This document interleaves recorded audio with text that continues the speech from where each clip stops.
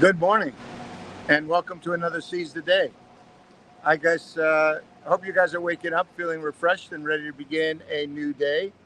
I am thankful to be here with you, and Cindy and I are on a little 41 year anniversary trip that we're taking, and you are with me now in Venice, Italy.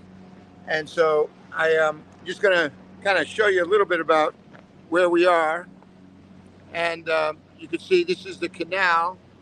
This is called the Grand Canal in Italy. And a bunch of people coming out over the side. You can see all kinds of boat traffic. A couple of interesting things about Venice that I just found out since I've been here is that in Venice there's no cars, there's no bikes, there's no motorcycles. Everything is done by boat.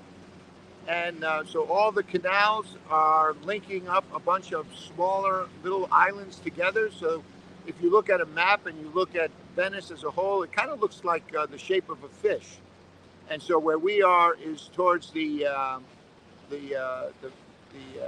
head of the fish, up near the top part, little place called Venice, and in this area we're going to stay here just a couple of days, and then we're going to head out to another part of Italy. But I thought I would just show you a little bit of the scenery here, as it's behind us. All of this is from a little courtyard where we're staying, and you can just see all the canal. And I'll try and bring this all the way back around this side too.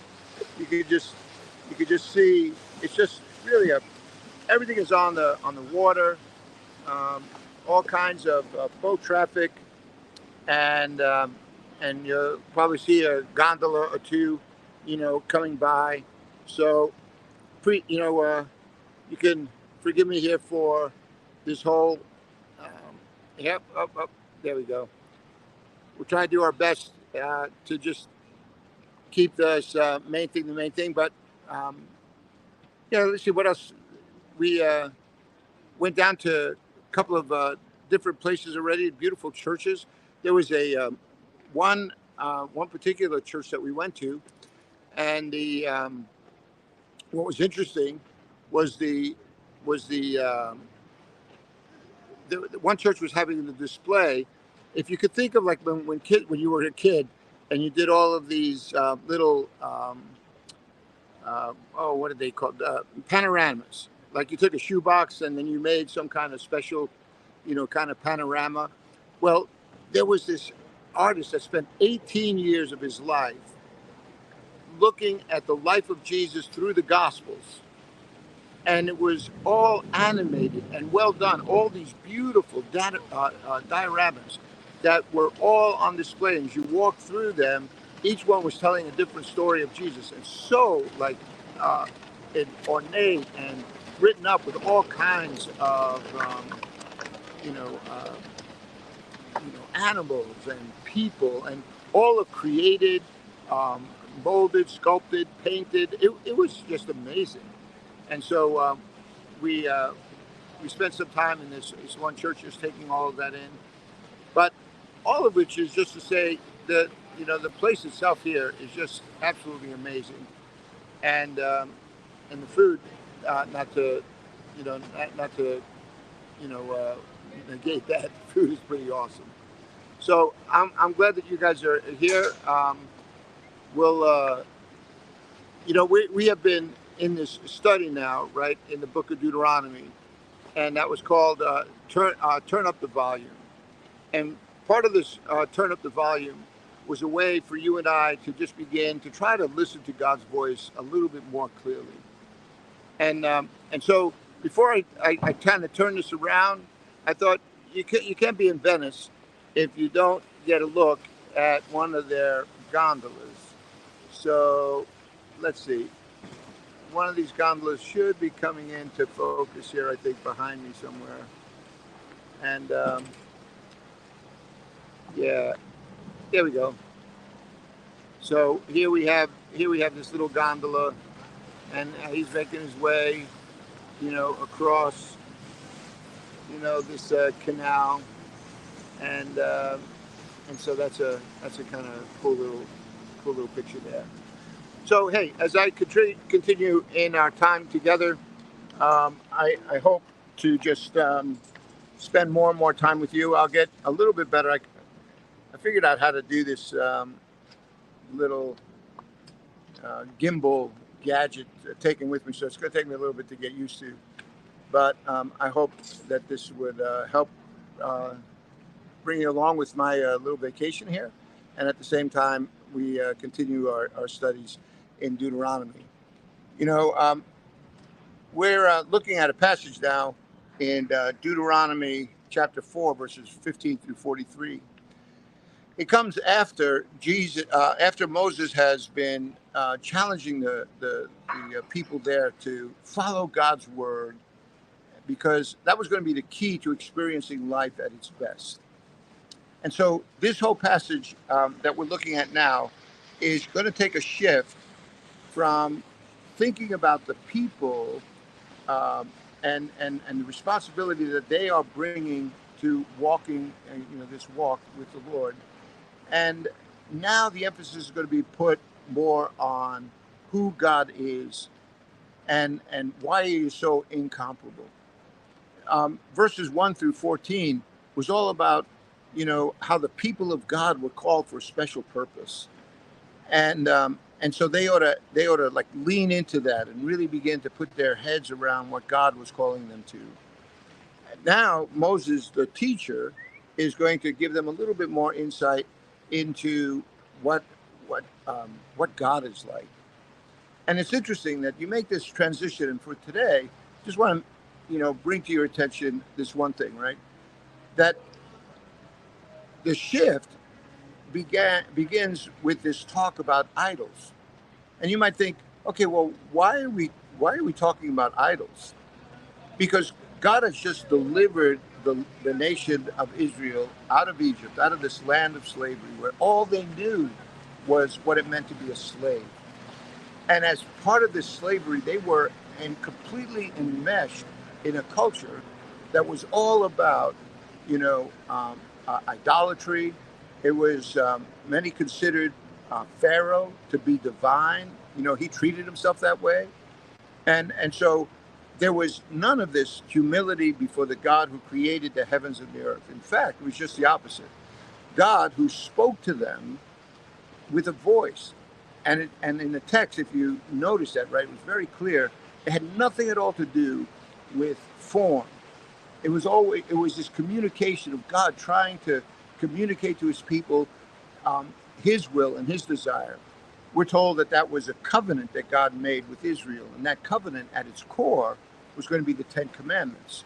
So those Ten Commandments had everything to do with forming a community of people, all of which those Ten Commandments were to teach them what it was going to be like to live in this new land, completely, you know, um, um, different from their experiences that they've had in Egypt, where for 400 years they were enslaved.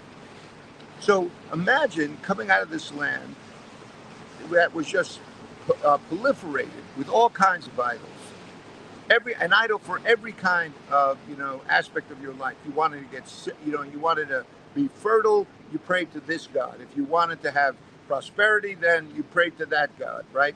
If you wanted favor, then you prayed to this god. And all of which we're looking at the creation around us, seeing attributes about that creation. It could be like the sun, right, just filled with light and power, or the Nile River that was providing them with food and sustenance, right?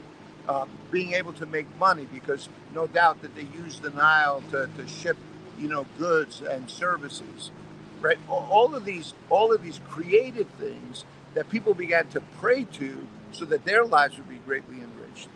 And in the text that we're looking at today, right, it says, why are you making graven images of things that God created? Those things are lifeless.